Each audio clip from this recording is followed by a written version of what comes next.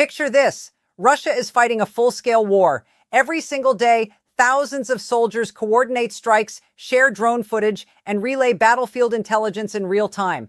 And the tool they depend on most, the one keeping their units alive, is a messaging app. Not some classified military system, not a state-of-the-art encrypted network, a messaging app, Telegram. Now picture this. The same government those soldiers are fighting for just pulled the plug on it. That's not a hypothetical. That is exactly what happened. And the consequences have been devastating, not for Ukraine, not for NATO, but for Russia itself. Today, we're going to break down everything.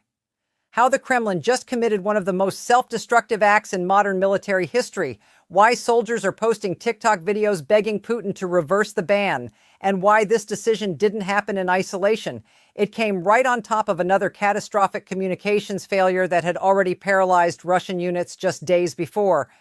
This is the story of how Russia's information war turned inward. Let's start with the basics. What actually happened? On February 10th, 2026, Russia's federal censorship agency, Roskomnadzor, confirmed it was rolling out sweeping new restrictions on Telegram. Users across the country immediately reported disruptions, voice notes not sending, videos failing to load, media grinding to a halt. The official justification? Telegram allegedly failed to remove banned content, ignored over 150,000 government takedown requests, and was linked to 30,000 cases of fraud, sabotage, and terrorism. That was the stated reason. But here's where it gets interesting. Because Telegram isn't just a platform for civilians watching cat videos. According to reporting from Medusa, the Moscow Times, the Carnegie Endowment for International Peace, and Bloomberg, Russian military divisions have been using Telegram for years to organize logistics, download maps, share drone footage, coordinate fundraising, and communicate externally in real time. It is, in the words of one pro-war blogger, almost the only means of communication for mobile fire groups responsible for intercepting Ukrainian drones, almost the only means, and the government just throttled it. Now, the Kremlin's official response to all of this? Denial. Complete and total denial. Kremlin spokesman Dmitry Peskov went on television and said, and I'm going to let that sink in, he said it was hard and impossible to imagine that frontline communications are maintained via Telegram or some other messenger. Hard and impossible to imagine. That's the man speaking on behalf of Vladimir Putin. And within hours of him saying that, Russian soldiers were posting videos from the front lines proving him wrong. Let's hear from one of those soldiers directly. A masked Russian serviceman addressing officials directly on camera asked, "Did you even ask us? Did even one of you come here to find out if this would be useful?" Another soldier pleaded with Roskomnadzor and with whoever above them might listen, saying that Telegram allows units to quickly exchange information and successfully combat enemy drones, and that taking it away was making an already brutal process even more complicated. He said he was the one who had personally set it all up, and now it was being dismantled from Moscow. And here's what makes this situation so staggering. Russia has been restricting access to Telegram since the summer of 2025. The throttling of video calls started back in August. By February 2026, they escalated to targeting media files, voice notes, videos, images, the exact types of content that soldiers use to direct operations, to confirm targets, to stay alive. But this didn't happen in a vacuum. And this is where the story gets truly remarkable, because just 1 week before the Telegram crackdown, Russia had already suffered a catastrophic communications blow. SpaceX, after years of quietly tolerating Russia's unauthorized use of Starlink terminals smuggled in through third countries, finally reached a formal agreement with Ukraine to deactivate all unregistered terminals operating on Ukrainian territory. Overnight, Russian units that had been relying on Starlink for high-speed jam-resistant internet, units using it to live-stream drone footage, coordinate complex assaults, and relay real-time intelligence, suddenly lost that capability. Let that land for a second. These terminals had been smuggled in from countries like China, Turkey, and various Central Asian intermediaries, registered under fake names, and used by soldiers in occupied Ukraine.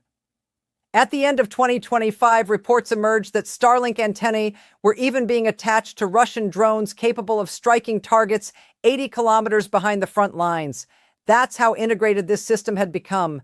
And then, without warning, it was gone. Russian command and control was paralyzed. Assault operations were canceled.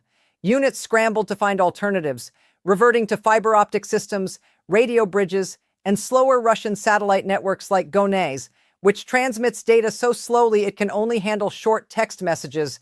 This is the state-of-the-art Russian military, 4 years into what was supposed to be a 3-day special military operation, now falling back on infrastructure from the 1990s. And then 1 week later, Putin banned Telegram. One soldier's message circulating across pro-war channels captured the moment perfectly. The front is in shock. Starlinks are gone. Now they're jamming Telegram too. How are we supposed to fight? With carrier pigeons? That's not rhetoric. That's a soldier describing his operational reality. The data backs this up. Ukrainian military analysts reported that following the dual disruptions, Starlink access denied and Telegram throttled, Russian ground attacks and artillery strikes dropped by somewhere between 20 and 30%. The Institute for the Study of War confirmed that Ukrainian forces made advances in the Zaporizhzhia sector, exploiting the temporary disarray in Russian command and control.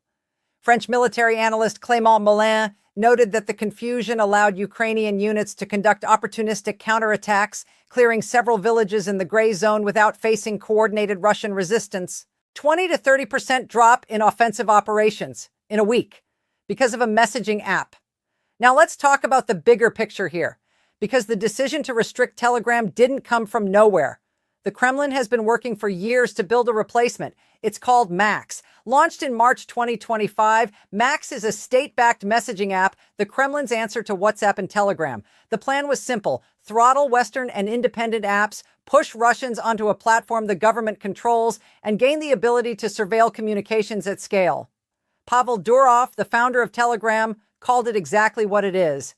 He said the restrictions are an attempt by authorities to force citizens to switch to a state-controlled app built for surveillance and political censorship. He made that statement in his own Telegram channel while his platform was being throttled by the government he was calling out. But here's the most stunning part of the Max story, and this may be the most remarkable twist in this entire saga. The Kremlin spent years developing Max. They positioned it as the secure, patriotic Russian alternative to foreign apps. They pushed it relentlessly. And then, according to reporting from Meduza and independent outlet Mediazona just days ago, Russian troops fighting in Ukraine were advised to stop using Max on the front lines because it is not secure enough. The FSB, Russia's own federal security service, separately warned that Ukrainian forces can intercept Telegram traffic. And now the very alternative they built to replace Telegram has also been deemed too dangerous to use at the front. Let that sink in. Russia banned Telegram for national security reasons. Their homegrown replacement is also a security risk. They banned Discord in 2024. WhatsApp has already been restricted. And now they're telling soldiers at the front to use what exactly? The answer, based on all available reporting, is nothing reliable. This is what a self-inflicted wound looks like in the digital age. But before we go any further, let's talk about who is speaking out. Because it's not just anonymous soldiers posting masked videos on TikTok. Igor Girkin, also known as Strelkov, a former Russian military commander, a man directly linked to the shooting down of Malaysia Airlines flight MH17 over Ukraine in 2014, a man who is unambiguously pro-Russian, posted publicly that the restriction of Telegram is not intended to combat enemy propaganda, but to preserve the state monopoly on lies. That's a Russian war criminal calling out Putin for censorship. When people like Girkin start saying that, you know the situation is dire. Sergei Mironov, who leads the nominally opposition party Just Russia, defended Telegram as the only reliable means of communication for Russian troops and, without naming names, called those responsible for the restrictions idiots. That's an elected Russian official using that language about a government decision in public. The pro-war Telegram channel Fighter Bomber, one of the most widely followed military blogger accounts in Russia, posted a sarcastic message that cut right to the heart of it. Unfortunately, we can't disable Starlink for the Ukrainians, but we can disable Telegram for the Russians. And if we can, then why not do it? The DSHRG Rusich group called the decision another stupidity of the let's just ban everything mentality, warning it would only generate public irritation. And Alexander Kotz, another prominent pro-war blogger, called Telegram a powerful tool, not just for communication, but for the entire ecosystem of frontline media that Russia had built around this war. According to Medusa, Russian military divisions use Telegram to run logistics, share exclusive combat footage with bloggers, and fund military equipment purchases through crowdfunding. Within 1 day of the restrictions being imposed, one blogger said he had received 5 separate videos from anonymous military personnel, all saying the same thing. They're completely screwed without Telegram. The entire infrastructure of Russia's information war depends on a platform the Kremlin just throttled. Now, here's where it gets even more layered.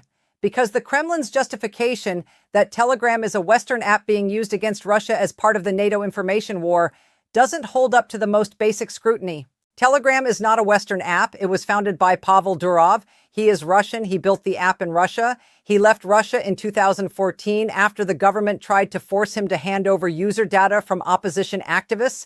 He eventually settled the company in Dubai. But calling Telegram a NATO app is like calling vodka an American drink.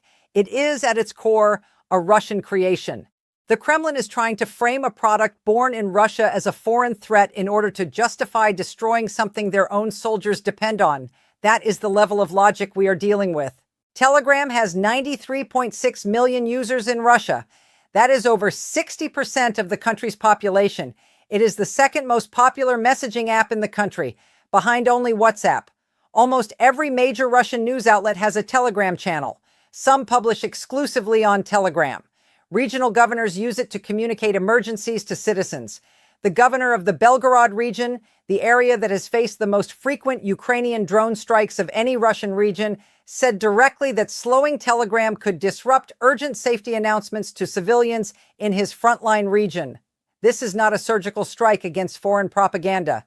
This is setting fire to the infrastructure of your own country while your soldiers are actively fighting. And Russia's parliament leader went on television to defend it. He said, and I'm quoting directly here, "Perhaps information security is one of the main parts of the struggle between us and NATO countries." He then added he already uses Max. When pressed on whether the switch had been difficult, he said, "No, not for me, not for me." He's not on the front lines. He's not coordinating drone intercepts or downloading targeting maps in a trench. For him, switching apps is an inconvenience. For the soldiers he represents, it is a matter of life and death. Now let's talk about the metro stations, because this is not an abstract censorship story. This is happening to ordinary Russians in their daily lives right now. Russian police are checking citizens' phones at metro entrances, going through personal messages, search histories, and YouTube watch histories, looking for anything that contradicts the government narrative.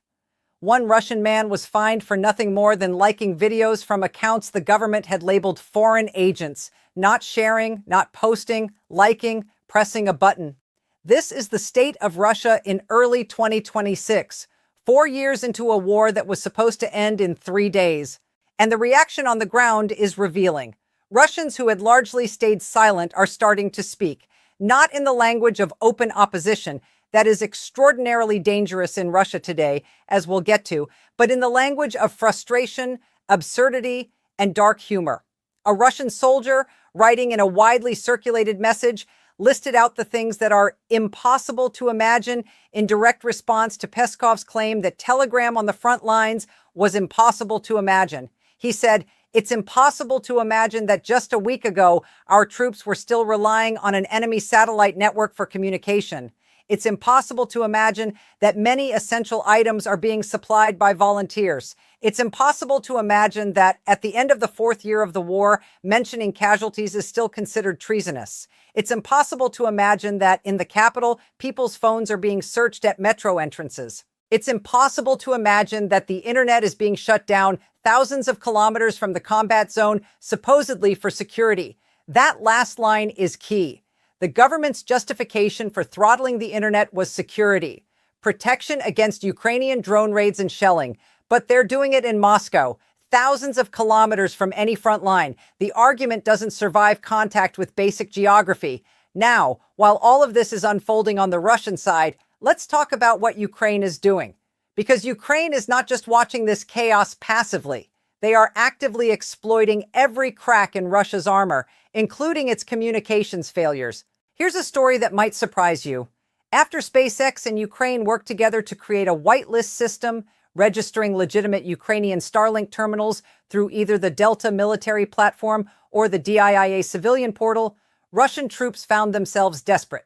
Their smuggled Starlink terminals, registered under fake names and sourced through third countries, no longer worked. So they came up with a plan. Pay Ukrainian citizens to register Russian terminals on the whitelist under their names. Ukraine saw this coming. A Ukrainian cyber unit created its own websites and bots offering exactly this service: activation of Russian Starlink terminals for a fee. Russian soldiers paid. And in doing so, they handed Ukraine detailed information on more than 2,400 Starlink terminals, including their precise geographic locations. Wherever a Starlink terminal operates, there is a Russian unit hiding somewhere nearby. Ukraine now had a map. And then Ukraine created a blacklist. Every single terminal that went through those fake activation services has now been permanently banned for life. All the money Russia spent smuggling these terminals through third countries, gone. All the operational infrastructure built around them, useless. And Ukraine walked away with $6,000 in cash from Russian soldiers for the privilege. This is asymmetric warfare in the information age. Ukraine didn't need to destroy Russian communications equipment. Russia's own soldiers paid Ukraine to do it for them. Let's take stock of where we are. In the span of roughly 2 weeks in February 2026, Russia has lost reliable Starlink access, throttled its own army's primary communication tool, created a refugee crisis within its digital infrastructure by forcing a pivot to an app, Max, that the FSB then declared insecure, watched its own soldiers, war correspondents, bloggers, and even a former general publicly call out the government's incompetence, and allowed Ukrainian forces to exploit the resulting chaos for territorial gains in Zaporizhzhia. This is not bad luck.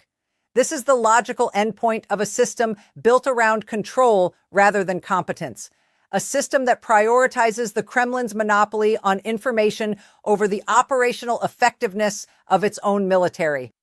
A system where the spokesman for the president can go on television and deny something every frontline soldier knows to be true and face no accountability for it. And that brings us to what's next. The Kremlin has said it will not restrict Telegram in areas near the front lines. For now, Digital Development Minister Shadayev stated that the military can continue using it near combat zones, but added the hope that over time they will switch to another messenger. Over time, while a war is happening, while soldiers are coordinating strikes and intercepting drones in real time, over time they hope everyone switches to the app the FSB just flagged as insecure. The situation is not static. Russia's military communication infrastructure is under sustained pressure from multiple directions. External technological disruptions like the Starlink cutoff, internal policy decisions like the Telegram throttling, and a fundamental architecture problem that has existed since the beginning of this war. Russian soldiers have been using civilian apps because Russia never built the military communications infrastructure it needed. There is no seamless fallback. There is no equivalent of what Starlink and Telegram provided. The gaps are real, and they are growing. For Ukraine, this represents an extraordinary window. Every week that Russia's command and control remains degraded is a week where Ukrainian forces can move with less coordinated resistance. Every Russian unit that is operating with delayed or incomplete information is a Russian unit that can be outmaneuvered. The data already shows this, a 20 to 30% drop in Russian offensive operations following the dual communications disruptions. That is a strategic opportunity, and Ukraine knows it. The deeper story here is about the nature of the war Russia thought it was fighting versus the war it is actually fighting. In February 2022, Russia launched what it called a 3-day special military operation. 4 years later, its soldiers are fighting with communication systems cobbled together from smuggled consumer hardware and civilian apps. Its government is banning the messaging platform its own army depends on. Its homegrown replacement has been flagged as a security risk by its own intelligence service, and its citizens are being fined for liking videos on YouTube. This is what desperation looks like, not just on the battlefield, in the architecture of the state itself. Russia is building a digital wall, but unlike the Great Firewall of China, which was built carefully over decades with a domestic ecosystem already in place to absorb the transition, Russia is trying to build its firewall while simultaneously fighting a war while its own military depends on the very platforms being restricted and while the alternatives it has built are being exposed as inadequate in real time. The Kremlin wanted to control the information. Instead, they've disrupted the operations. They wanted to build a firewall. Instead, they've built a cage, and their own soldiers are inside it. We will keep you updated as this situation develops. The counteroffensive dynamics, the communications picture, the next moves from both sides, we're watching all of it.